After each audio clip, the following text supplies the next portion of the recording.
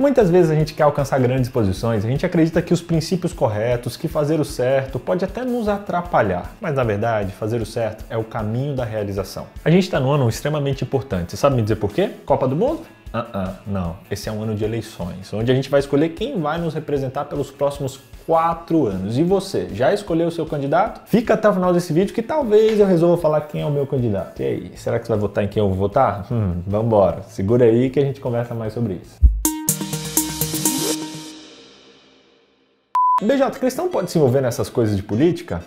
A Bíblia diz que tudo na Terra só vai piorar. Por que então será que a gente tem que ficar se preocupando com isso? Vamos responder isso hoje no estudo. Deus deseja que a gente esteja engajado na nossa comunidade. Essa é a nossa responsabilidade social. Só que antes dela, nós temos nossa responsabilidade com o Criador dos céus e da terra. Hoje em dia nós criamos uma aversão muito grande por política no nosso país. Todos sabemos o cenário político que a gente enfrenta de um tempo para cá. Polarização extrema, corrupção, injustiça, privilégios, enfim, muita coisa ruim está rolando lá em Brasília. E essas situações acabam nos afastando e até nos desmotivando de participar de maneira mais ativa nas questões políticas e cívicas do nosso país. Também já escutei muito por aí que cristão não pode se envolver com política. E aí, será? O que a Bíblia diz sobre esse assunto? A história de Daniel nos traz grandes lições sobre o tema, porque ele era um político na Babilônia. Exatamente. Ele e os seus amigos Sadraque, Mesaque e Abednego eram políticos. A Bíblia diz que Daniel era um conselheiro muito próximo do rei. Logo, a primeira coisa que a gente precisa aprender e entender é que Deus não quer que a gente não participe das decisões e da dinâmica da nossa comunidade. Não. Alguns, assim como Daniel e seus amigos, inclusive são chamados para participar ativamente como políticos. E nós que não fomos chamados a isso, devemos estar inseridos nesse cenário também, escolhendo, auxiliando, aconselhando e enviando sugestões para que possamos ajudá-los também nessa tarefa. Só que o princípio geral de tudo é reconhecer que antes de qualquer líder, qualquer rei, qualquer presidente, nós estamos sendo governados por Deus. Deus está sobre todas as coisas. Ele comunicou isso a Nabucodonosor 2 vezes. Em uma situação, inclusive, o rei ele convocou Daniel para explicar um sonho misterioso que ele teve. E o motivo do sonho era que Deus queria que o rei soubesse que o Altíssimo tem domínio sobre os reinos do mundo e é ele quem os dá a quem ele quer. Deus sempre está no controle. Nabucodonosor, ele inclusive teve um encontro anterior com um poder soberano de Deus que havia anulado o decreto do rei. Em uma expressão de louvor a Deus, Daniel enfatizou que o Senhor remove reis e estabelece reis. E eu te pergunto, de onde vem essa autoridade? Será que Deus põe e tira pessoas? Será que Deus pode interferir até nas nossas questões políticas? Deus pode interferir sim, porque Ele fez a terra e logo tudo pertence a Ele em sua sabedoria. Ele permite que tenhamos o livre-arbítrio, mas Ele também está no controle de tudo. Como Paulo escreveu dizendo, pois nele, em Cristo, foram criadas todas as coisas no céu, na terra, sejam as visíveis, sejam as invisíveis, sejam tronos, soberania, poderes e autoridades, todas as coisas foram criadas por Ele e para Ele. E ele termina dizendo, Ele é antes de todas as coisas e nele tudo subsiste. Somos convidados a participar da sociedade cívica, mas sem nunca esquecer a hierarquia do governo. Deus está em primeiro lugar e todo servo de Deus que é cidadão de alguma nação é exigido que deem a César o que é de César e a Deus o que é de Deus. No entanto, a vontade de Deus, ela sempre prevalece. Isso ocorre porque o direito de César de governar foi dado por Deus. Por outro lado, o direito de Deus de governar é inerente à sua criação. Jesus disse a Pilatos, o Senhor não teria nenhuma autoridade sobre mim se de cima não lhe fosse dada.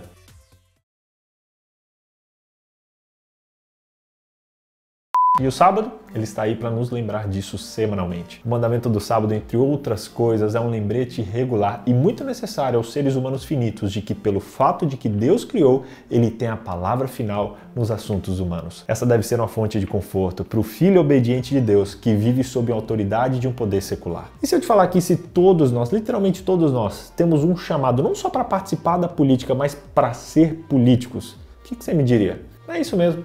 Todos nós devemos ser políticos. A palavra político, ela significa alguém relacionado aos serviços públicos. E o relacionamento com Deus tem um aspecto tanto privado quanto público. Fazemos a entrega de Deus em particular, no nosso coração, mas a obediência resultante dessa decisão e a mudança do estilo de vida, elas são públicas. Jesus disse, para que vejam as boas obras que vocês fazem e glorifiquem o Pai de vocês que está nos céus. A gente tem que ser uma boa influência para os que estão à nossa volta. Pedro escreveu o seguinte: vivam entre os pagãos de maneira exemplar, para que mesmo que eles os acusem de praticar o mal, observem as boas obras que vocês praticam e glorifiquem a Deus no dia da intervenção dele. O nosso testemunho é extremamente importante. Por isso que todos somos chamados a sermos políticos, ou seja, sermos pessoas públicas, pessoas que têm uma atuação viva, verdadeira e ativa na esfera pública da nossa sociedade. Agora, você já escutou essa frase, o testemunho fala mais alto que as palavras? Já escutou isso? Esse é o nosso chamado. As pessoas que estão ao nosso redor, elas devem de alguma forma ser influenciadas pelo nosso estilo de vida como cristãos. Esse estilo de vida é uma forma de testemunho e de instrução para aquele que nos observa. O triste é que estamos perdendo isso aos poucos.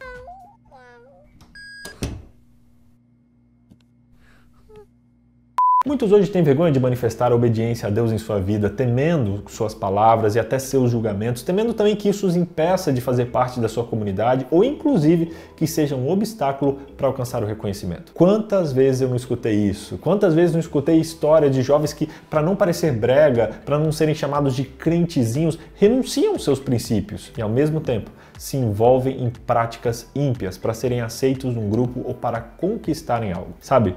Você não tem que ter medo de ser rejeitado ou diminuído por causa dos seus princípios. Na verdade, a fidelidade aos seus princípios é que te tornará verdadeiramente grande. Foi a lealdade de Daniel e dos seus amigos a Deus que os levou a ocupar posições de grande influência na nação mais poderosa da terra. Quando eles foram levados para a Babilônia como escravos, eles decidiram no seu coração, junto com Daniel ali, não se contaminarem com a comida do rei. Deus recompensou essa fidelidade com saúde física, além de sabedoria e de entendimento. Atendendo à oração, Deus revelou o sonho esquecido de Nabucodonosor e a sua interpretação, o que resultou em promoções a posições de autoridade na Babilônia.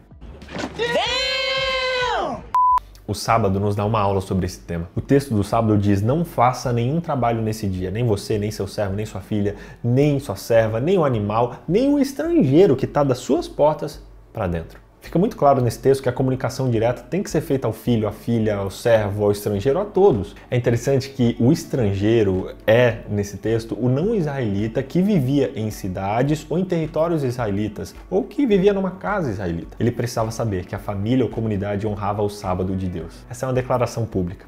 Lembre-se, as palavras de Jesus são: aquele que me negar diante das pessoas, também eu negarei diante do meu Pai que estás no céu. Pesado, né?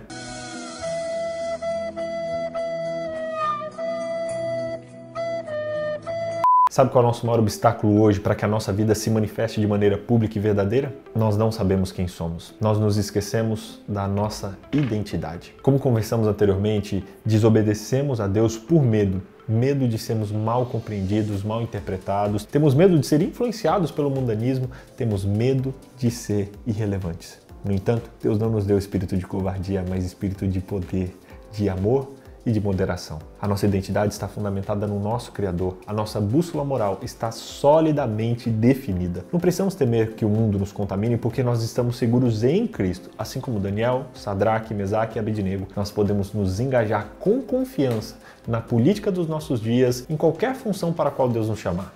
Além disso, tendo a nossa identidade segura em Cristo, fica claro como nós devemos nos envolver com o mundo ao nosso redor. Como Ellen White escreveu: querido jovem, qual é o propósito da sua vida? Tem você a ambição de receber educação para obter nome ou posição no mundo? Tem pensamentos que não ousa exprimir, de poder um dia alcançar a altura e a grandeza intelectual, de poder sentar-se em conselhos deliberativos e legislativos, ajudando a elaborar leis para a nação? Não há nada de errado nessas aspirações. Cada um de vocês pode estabelecer um alvo. Vocês não devem contentar-se com realizações mesquinhas. Estabeleçam alvos e não poupem esforços para alcançá-los. Uau!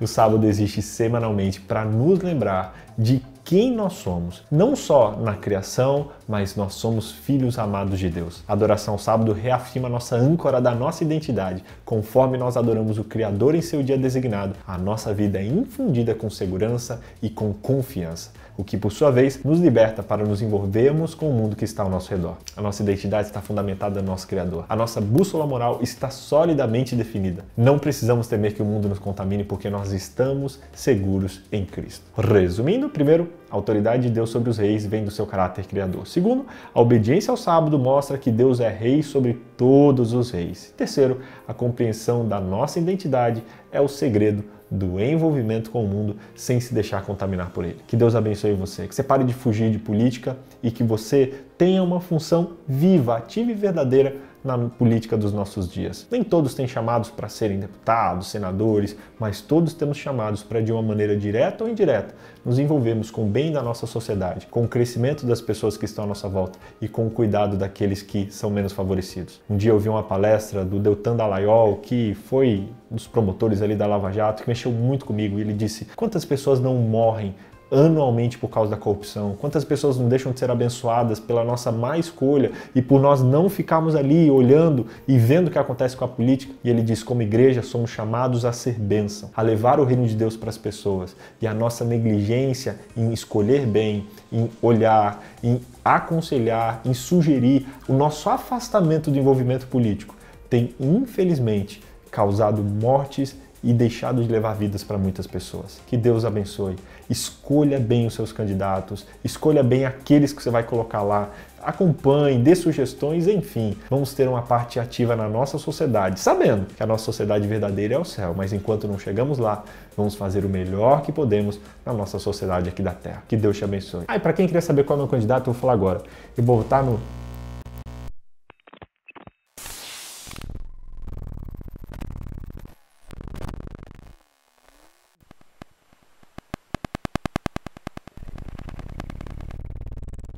Ah, opa, voltou, o som acabou aqui. Então, eu vou votar no... Tá falhando aqui. Tá me ouvindo? Eu vou votar no...